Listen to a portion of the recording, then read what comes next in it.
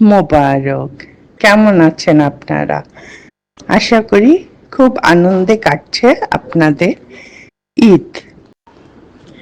ঈদের মাংস খাওয়ার পাশাপাশি ভিন্ন স্বাদের কিছু খেতে ইচ্ছা করছে, তাহলে ভিডিওটি আপনাদের জন্য। আমারও মাংস খেতে খেতে বোর লাগছিল, মনে হচ্ছিল ভিন্ন স্বাদের কিছু খাই। ভাস্তাকে নিয়ে চলে গেলাম ছাদে, আর ছাদের থাই কামরাঙ্গাগুলো পেরে কিভাবে টক মিষ্টি ঝাল কামরাঙ্গা মাখালাম এবং খেতে যে কি সুস্বাদু হয়েছে বলে বোঝাতে পারবো না।